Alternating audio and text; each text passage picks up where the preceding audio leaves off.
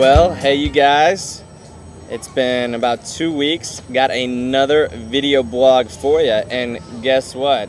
This is not coming from Honduras. This is actually Granada, Nicaragua, baby. So, got a new place, new adventures coming for you. I'm here with AIM, that is Adventures and Missions, and I will be here for the next, I guess, 8 months or so in May. I'll be leaving in May, so got a lot of time, got a lot of stuff I'll be sharing with you throughout this long period. And I'll also have a little 3-week gap in between kind of like Christmas and New Year's. So if you're trying to visit some of y'all, friends, family, acquaintances perhaps.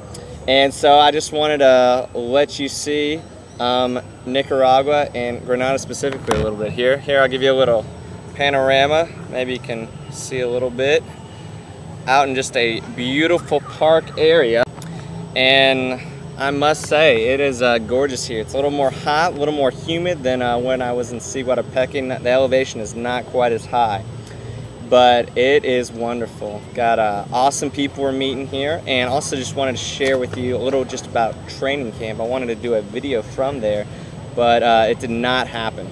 Just didn't have time. We were really busy, and so just wasn't able to do it. So I just want to tell you a little bit about that. A lot of the stuff we kind of learned, we had these sessions in the morning. We had 2 sessions each morning, and some of them included timelines. It's kind of like sharing your story, your testimony, and kind of giving a timeline kind of like this and showing the highs and the lows within that timeline. And just kind of to relate to people and see what Christ has done in your life. Another thing was children's ministry. Focused on that. We also focused on relational evangelism. So that's kind of just one way to share the gospel is through your relationships with other people. That way it's more personable, a lot more relatable, and they can see where you're coming from and see how you can actually have a personal relationship with Christ. And so that's really one effective tool. Another one was just understanding these cultures. We had some groups, they were going to India, Keeland, South Africa, and us, Nicaragua.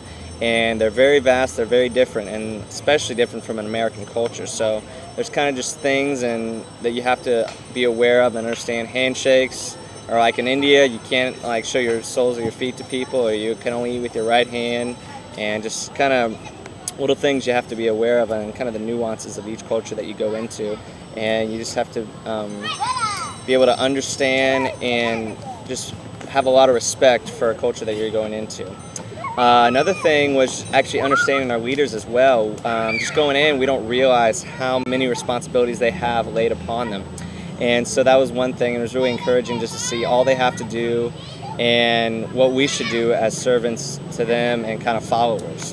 And so our 2 leaders are Tana and Jamie, and they've done an awesome job so far, and I'm just really impressed and just seeing how much servants they are as being leaders. And so they've just done just a great job, and just want to say thank you to them. Another thing that we learned a lot about was spiritual warfare, and that was really interesting to me. It's talking about kind of the spiritual kingdom and kind of this worldly kingdom. And so it's like kind of this battle between like things of this world, things of the heavenly world, and you have Satan and God going at it, and he's fighting for us. And so it's like which side are we going to be on? What things are pulling towards us, and what things are kind of just taking over our lives? And so it's a lot more than just this physical world that we can see. And so it's kind of the unseen that you have to be prepared for. And so that was really just kind of eye-opening, and I like that a lot. Another one was just kind of sharing God stories, just saying daily, what's God doing in your life, or through a month period, what's something that can be relatable to people so that they can learn more about God and see what he's doing in your life. And then one thing I really liked that was new to me, it was called listening prayer. And what we did, we kind of just got in the moment, got with God, and wanted all the distractions gone from this world. We didn't want our own voices in our head. We didn't want Satan's voices or the voices of this world. And so we were just like, God, what do you want us to do? And with this, we did what they called an ATL. Well, ask the Lord. And then we would go out. We went to a place called Little Mexico, which was in Gainesville, kind of just to see the area and see what God could do through us there. And God was kind of just putting on my heart to talk to a child. And for the longest time, we didn't see anybody. And then it ended up towards the end we were at a Salvation Army, and actually got to talk with the mother and child, and she had headaches, and she was actually also from Honduras. And so we had a connection there. And then with the headaches, we had somebody who was a massage therapist, so she kind of was able to give her a little, just a soothing relief. Con permiso, por favor. Sorry, I had someone kind of watching me. And then we were able to pray for her and kind of just see if God would alleviate that pain.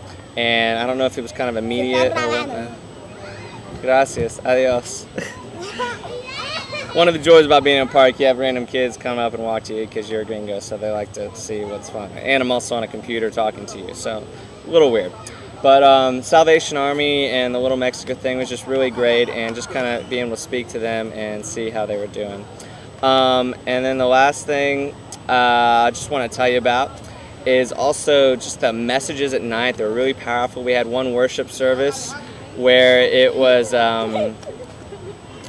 that was basically, we were all outside. We had about kind of like kerosene light, and then we actually worshiped while we were laying on the ground.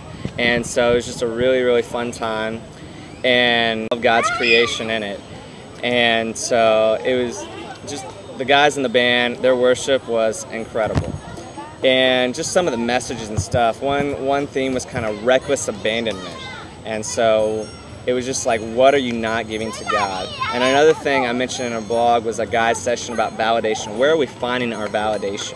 Are we finding it in women and praise and just our money, our things, our possessions? Where are we finding our validation at?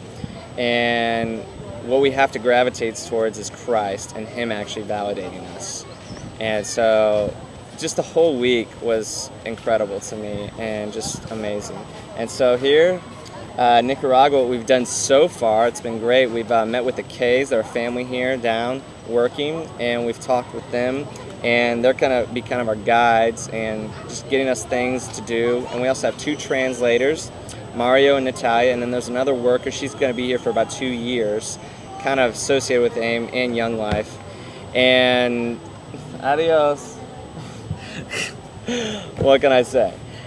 And her name is Heather, and she's gonna kind of work along translating things. And we're gonna be doing VBS ministry. Actually tonight I'm gonna be leading worship at a church, Torre Fuerte. So pray for me in that. Tonight, or this morning, we did church at Puente, and I sang for them a little bit, some of the English stuff.